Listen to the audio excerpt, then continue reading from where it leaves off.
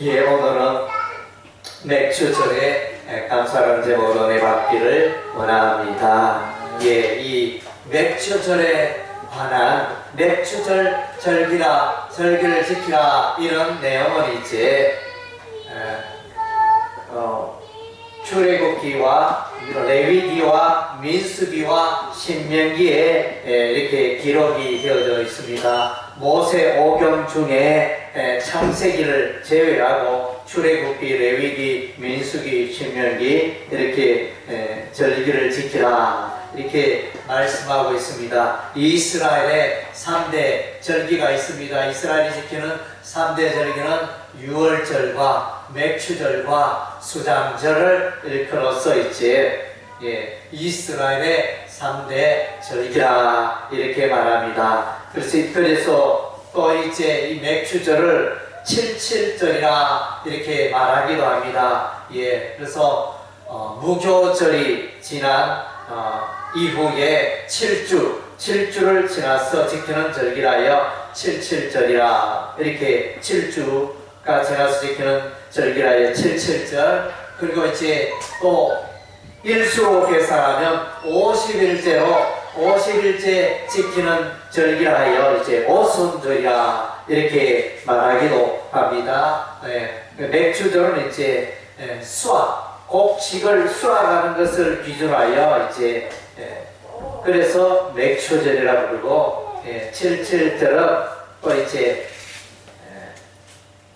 안식일을 기념하고 또 이제 율법을 받은 날을 기념하는 절기로 이제 77절아 이렇게 말하고 오순절은 성령이 강림하는 것을 기준으로 하여 이제 오순절이라 이렇게 말합니다. 예, 그래서 이제 이 맥추절에는 특별히 이제 우리가 한자어로 맥추라 이렇게 하는데 보리맥자를 쓰고 있는데 여기서 이제 밀이 되어집니다. 밀을 추수하는 날. 그래서 이제 이스라엘은 보면 농사가 4월에 이제 보리 추수를 시작하고 6월에 또 밀 추수를 시작하게 되어집니다. 예, 보리와 밀 추수 간에 약 2달의 간격이 있습니다. 예, 그래서 이제 그런 수확이 이루어지고 또 우리가 성경을 읽어보면 이른 비와 늦은 비 이런 용어를 성경에서 이제 발견할 수 있는데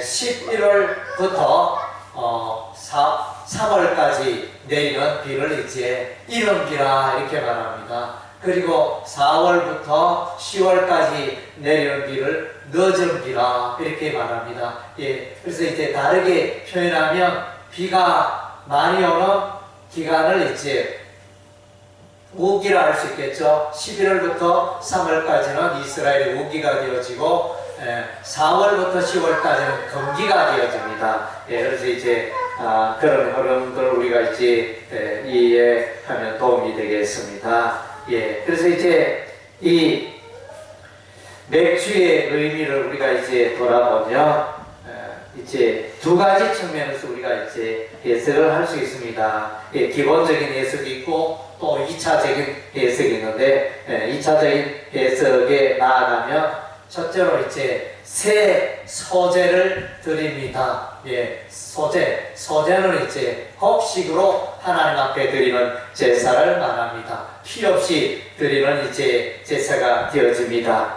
그래서 이제 이 소제는 통상 이제 예수의 성결을 예표하는 그런 제사가 되어집니다. 그래서 이제 이 절기가 이루어지는 유월절 절기, 또 맥추절 절기, 또 이 청합절 절기, 장막 수장절 절기 이런 것들은 다 이제 절기에 예수 그리스도를 드러내는 그런 절기의 의미가 있습니다. 물론 이제 행사적인 계절에 따른 농사 방법에 따른 그런 절기가 있지만 궁극적으로는 이제 하나님을 기억하고 궁극적으로는 이제 예수님을 드러내고 예수님을 바라보고 예수님을 기념하는 것이 이제 이스라엘의 절기가 되어집니다.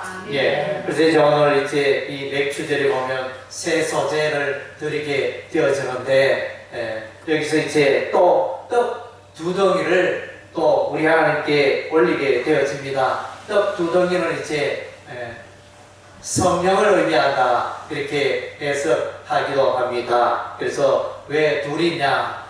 둘은 이제 증거의 의미를 나타내고 있다 해요. 떡 두 덩이, 증거하시는 예수를 증거하시는 성령님이 오시는 그런 것을 이제 드러내는 그런 의미가 담겨 있다 하겠습니다. 그리고 이제 이 맥주절에는 번제의 제사를 드립니다. 이 번제는 이제 모든 그 드리는 것을 태우잖아요. 불로 다 태워서 소나 짐승을 다 태워서 드리는 제사가 번제가 되어지는데 이것은 예수 그리스도의 희생, 예수 그리스도의 십자가의 온전한 죽으심을 드러내고 있습니다.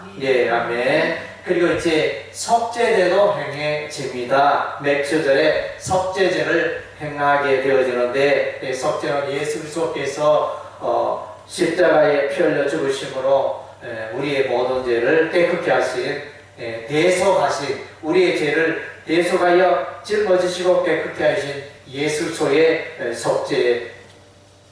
속죄 제물이 되신 것을 기념하는 그런 것이 되어집니다. 그리고 이제 화목제를 또한 드리게 됩니다. 맥주절에 화목제를 드리게 되면 예수 그리스도의 십자가의 보혈로 죄인이 이스라엘 백성들이 하나님과 화목해 되고 하나님과 교통하게 되어지는 이제 그런 의미를 담고 있습니다.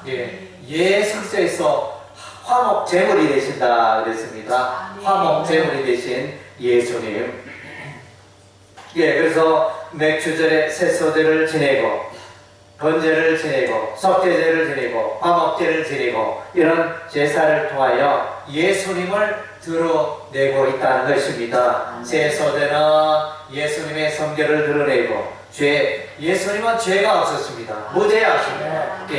그리고 이제 번제는 예수 그리스도의 희생, 속죄제는 이제 예수 그리스도의 대속의 제물로 돌아가신 것을 말하고 있고 화목제는 예수께서 하나님과 우리를 화목케 하시는 그것을 드러내고 있다는 것입니다. 이런 이제 의미가 있고 기본적인 절기적인 의미로는 첫째로 이제 우리가 곡식의 추수에 대해서 우리 하나님께 감사해야 한다는 것입니다. 곡물 여러분이 밭에 가서 밭농사를 할 때 수박이나 호박이나 또 고추나 여러 이제 작물들이 농사가 잘 되었을 때 우리가 이제 기뻐하고 감사하지 않습니까? 그래서 이제 이 작물이 자라기 위해서는 부추가 자라고 고추가 자라고 호박이 자라고 이런 여러 가지 이제 채소와 곡식과 작물, 밀과 보리와 이런 것들이 이제 자랄 때 비가 필요하고 햇빛이 필요하고 그런 것들이 이제 필요한 것입니다. 그래서 우리 하나님이 여러분이 수고를 했지만 여러분이 물을 뿌리고 비료를 주고 거름을 주고 잡초를 뽑고 수고를 했지만 그러나 이제 그렇게 한다고 해가지고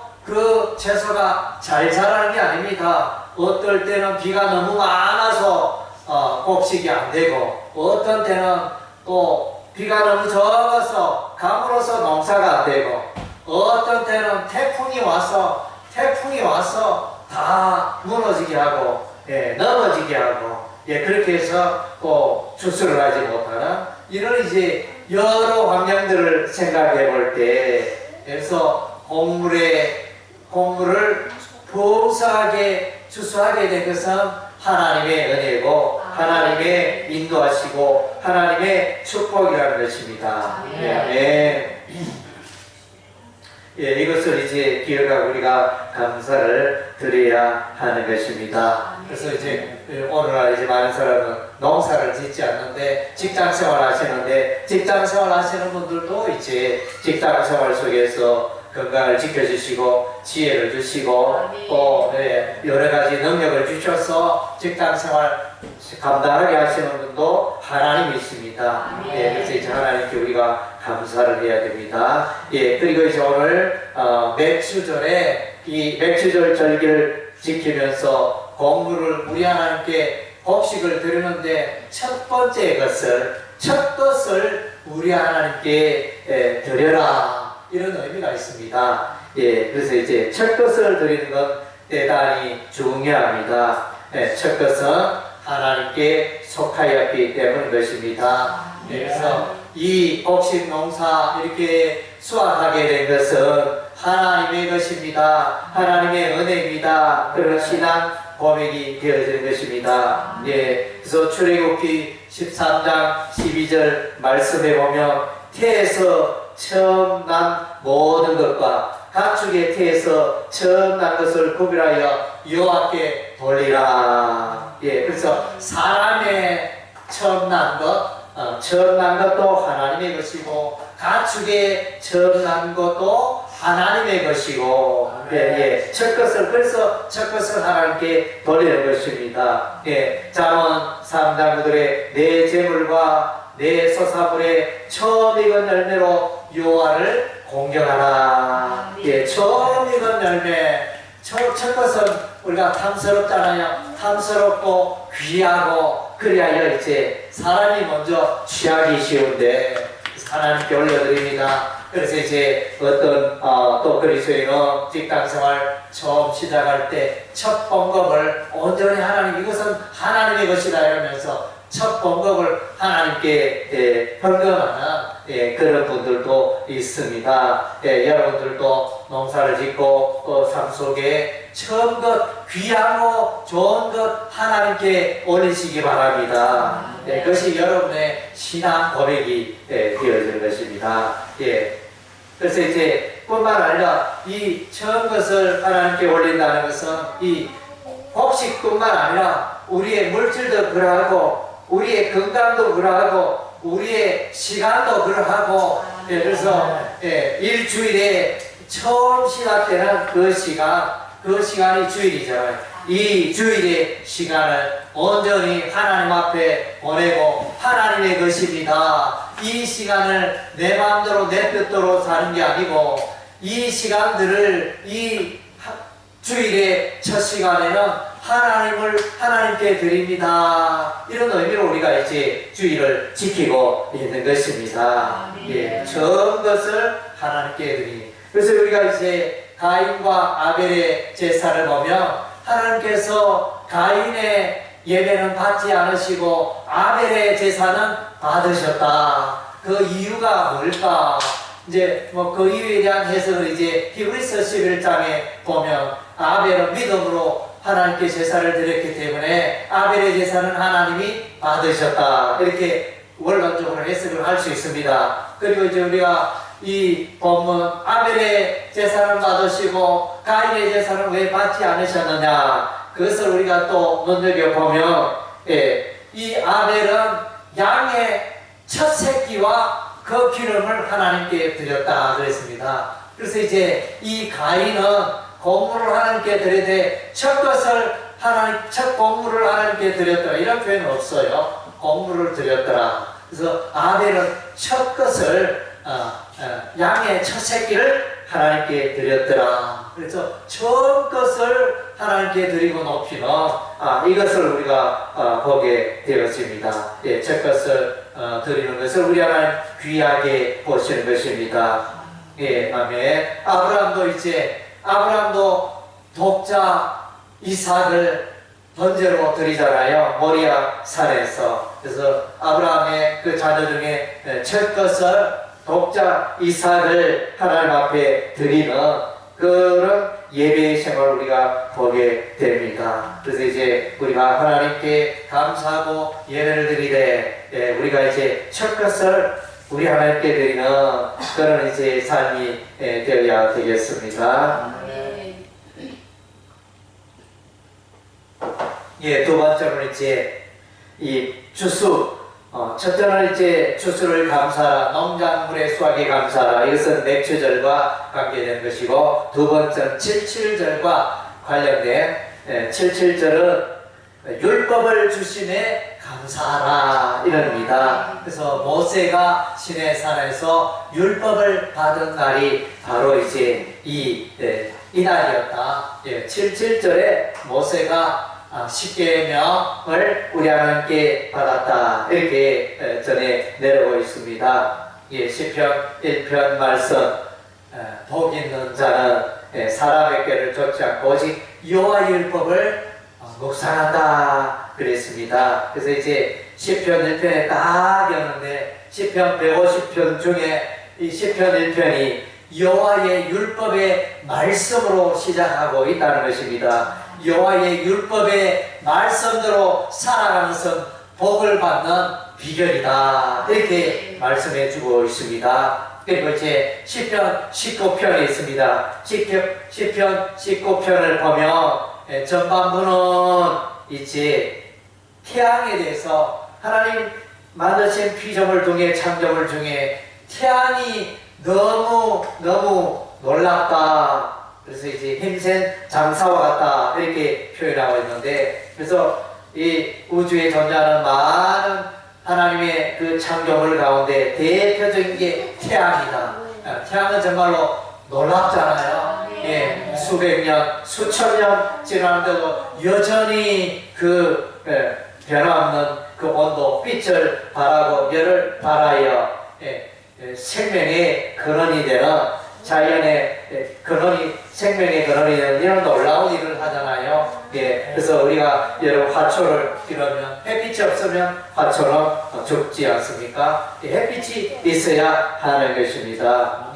그리고 이제 이 시편 19편 후반부에는 이제 여호와의 율법, 여호와의 율례, 여호와의 법도 이러면서 하나님의 말씀을 찬양하고 있습니다. 하나님의 말씀을 높이고 하나님의 말씀이 보석과 같이 귀하다, 놀라운 하나님의 말씀이다. 그것을 이제 시편 19편 후반부에서 말씀해 주고 있다는 것입니다. 정말로 우리가 하나님의 말씀 가운데 살아가는 게 얼마나 복인 줄 모르겠습니다. 우리가 이제 도서관에 가면 시립도서관, 국립도서관, 대학도서관에 가면 수많은 권의 책들이 비치가 되어 있는데, 그 많은 책들보다 더 귀한 것은 성경, 신구약 성경 이 한 권보다 더 못한 것입니다. 신구약 성경 이 하나님의 말씀 가운데 이 살아가는 자는 복받은 자인 것입니다. 하나님의 말씀을 읽고 듣고 묵상하고 그 가운데 살아가는 자는 참으로 복을 받은 인생인 것입니다. 아멘. 그리고 이제 시편 119편 말씀이 있습니다. 시편 119편은 이제 여호와 하나님의 말씀을 역시 찬양하고 있습니다. 너무너무 귀하고 보석과 같고, 그래서 시편 119편 105절에 보면 주의 말씀은 내 발의 등이요 내 길의 빛이니이다. 이런 이제 시편 기자의 그 고백이 나옵니다. 인생을 살아가되 인생의 등불과 같이, 깜깜한 인생의, 흑암의 인생의 등불 같은 역할을 하는 것이 바로 이제 이 하나님의 말씀이다. 이렇게 강조해주고 있습니다. 가르치고 있는 것입니다. 그래서 이제 하나님께서 주신 이 율법, 십계명, 이 십계명이 너무 귀하잖아요. 십계명은 1계명에서 4계명은 하나님 사랑, 5계명에서 10계명은 이웃 사랑. 그래서 이제 십계명을 통하여 나 외에 다른 신을 섬기지 말라, 오직 여호와 하나님만을 섬기라. 불교나 이슬람교나 알라신이나 뭐 다른 신들을 섬기지 말라는 것입니다. 여기서 이제 우리가, 저와 여러분은 여호와 하나님만을 섬기고 있는데 정말 그것이 엄청난 축복인 것입니다. 그래서 일본에 가면 혹은 이제 많은 사람들은 A신도 섬기고 B신도 섬기고 나무신도 섬기고 돌신도 섬기고 물신도 섬기고 많을수록 좋다. 이 신도 섬기고 그렇게 하는 사람들이 있습니다. 우리 중에도 교회 다니지만 아직 이제 예수 제대로 안 믿는 사람은 교회도 왔다가 또 절에도 갔다가 뭐 여기저기 이렇게 왔다 갔다 하는 그런 분들도 있습니다. 그러나 이제 한 분 하나님을 섬김이 복인 줄로 믿습니다. 할렐루야. 또 이제 어떤 분들은 이제 어떤 남자나 어떤 여자는 또 이제 여러 사람에게 장가들어 여러 여자에게 장가들어 그렇게 생활하는 사람, 혹은 또 이제 첩을 두어서 이 사람 저 사람 그렇게 여성을 거느리는 것이 행복이라고 생각하고 그렇게 살아가는 분들이 종종 있는데 그것이 행복이 아닌 것입니다. 하나님은 창조에 원래 한 남자와 한 여자가 만나서 결혼하는 것이 이게 창조의 원리인 것입니다. 이것이 이제 복의 결혼이 되어지는 줄로 믿습니다. 아멘. 그리고 이제 하나님께서는 이웃을 사랑하라 말씀하셨습니다. 우리 인간은 타락했고 오염되었고 그래서 끊임없이 입을 열면 남을 해치고 악한 말을 일삼고 말로 삶으로 폭력을 행하고 해치고 하는 이런 악한 본성이 우리 인간 누구에게나 다 있다는 것입니다. 그래서 이제 우리 하나는 이런 악한 본성을 이길 수 있도록 이웃을 사랑하라, 원수를 사랑하라, 사랑의 계명을 말씀하고 있습니다. 정말 우리가 이제 세상 살아가면서 많은 윤리 도덕이 있지만 최고의 윤리 도덕은 사랑입니다. 정말로 이 사랑의 덕목은 정말로 어마어마한 덕목이고 행복의 열쇠고 비결인 것입니다. 그래서 이제 사랑의 삶을 살아가는 자는, 사랑의 삶을 잘 실천하는 자는 행복한 삶을 살 수밖에 없는 것입니다. 왜냐하면 자기 자신을 사랑하고 이웃을 사랑하고 좋은 관계 속에서 살아갈 수밖에 없기 때문에, 그래서 이제 이 사랑의 삶을 사는 자는 행복한 삶을 살게 되고, 반면에 사랑을 실천하지 못하는, 사랑의 삶을 살지 못하는 자는 불행한 자입니다. 많은 문제 가운데 살아가고 갈등 가운데 살아가고 그런 문제를 겪을 수밖에 없습니다. 이것이 우리 하나님의 행복의 원리가 되어지는 것입니다. 그래서 이제 하나님께서 77절에 모세를 통하여 여호와의 율법 10계명, 이 율례와 법도와 10계명을 주신 것을 우리가 감사해야 하는 것입니다. 그래서 행복의 비결이 거기에 담겨 있는 것입니다. 세 번째로 이제 우리가 이 맥주절의 이름이 오순절입니다. 그래서 우리가 성경을 사도행전 2장을 읽어보면 오순절날에 예수님의 제자들이 한 곳에 모여서 기도하고 있을 때 혼돈이 하늘로서 급하고 바람 같은 소리가 있어 성령의 임재가 있다 그랬습니다. 성령께서 오셨습니다. 요엘 선지자, 구약의 요엘 선지자가 예언한 바대로 오순절날에 성령이 모든 믿는 자에게 임하셨습니다. 구약 시대는 왕과 선지자, 제사장, 특별한 사람들에게 이렇게 성령이 임했지만 이제 오순절날에 마가의 다락방에 성령이 오셨는데 그 120명의 제자들에게 다 임하고 믿는 자들에게 우리 하나님이 성령을 선물로 주시는 것입니다. 예수께서 하늘로 올라가시면서 성령을 보내주신 것입니다. 그래서 이제 성령께서 믿는 자의 마음속에, 여러분의 마음속에 성령이 들어와 계시는 것입니다. 그래서 마지막 날에 누가 구원받느냐? 구원받는 자는 성령의 내주함이 있는 자인 것입니다. 성령으로 거듭난 자가, 성령으로 생명을 얻은 자가 마지막 날에 들림받고 천국 들어가게 되는 것입니다. 그래서 이제 성령이 오시는 이 사건은 너무나 중요한 것입니다. 그래서 이제 믿는 자들의 심령에는 성령께서 오시는 것입니다. 그래서 진리의 성령께서 또 여러분과 함께 하시는 것입니다. 예, 그래서 이제 우리가 요한복음 14장과 16장을 읽으면 이제 성령을 걸어 보혜사 성령이라, 헬라어는 파라클레토스. 그래서 이제 보혜사 성령의 의미는 돕는 자라, 돕는 자라, 위로하는 자라, 또 그 상담하는 자라, 이런 이제 의미를 갖고 뜻을 갖고 있는 분이 바로 이 성령님이십니다. 성령님이 오셔서 여러분을 위로해 주시고, 여러분을 상담해 주시고, 여러분을 인도해 주시고, 이렇게 하시는 분이 성령님이십니다. 그리고 이제 성령님을 들어 진리의 성령이라 그랬습니다. 성령께서는 일하실 때 늘 하나님의 말씀 가운데서 일하십니다.